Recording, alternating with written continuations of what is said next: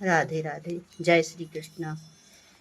अजय एकादशी की आप सभी को हार्दिक हार्दिक शुभकामनाएं। भादो मास के कृष्ण पक्ष की एकादशी का नाम अजा है। इसका विशेष महत्व है हिंदू धर्म में। इसका व्रत करने से 1000 अश्वमेध यज्ञ करने के फल की प्राप्ति होती है।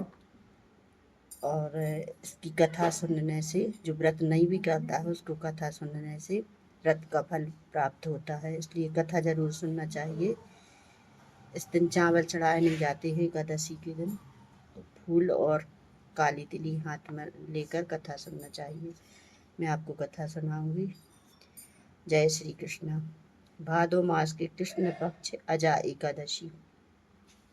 भगवान कृष्ण बोले, हे धर्मपुत्र, भादो मास के कृष्ण पक्ष की एकादशी का नाम अजा है।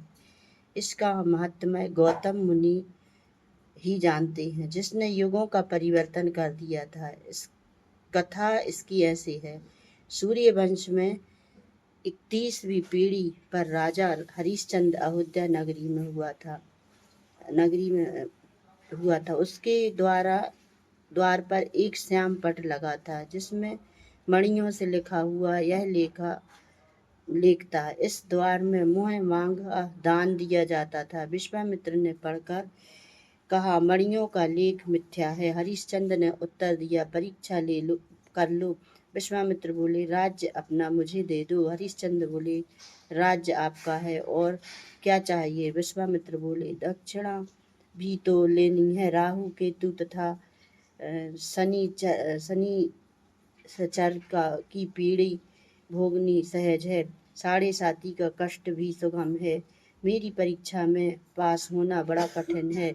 आपको मुर्दे जलाने पड़ेंगे, तेरी रानी को दासी बनना पड़ेगा। यदि इन अत्याचारों से आपका भय नहीं तो यह गणेश करके हमारे साथ काशी में चलो। राजा ने धर्म का सत्कार किया। आप भंगी के सेवक बने, रानी दासी हो गई।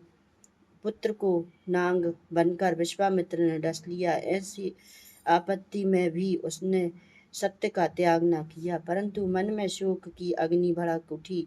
उस समय गौतम मुनि के दिल में दया आई। हरिश्चंद्र के पास आकर कहा, तुम अजा एकादशी का विधि पूर्वक एक व्रत करो, समस्त संकट दूर हो जाएंगे।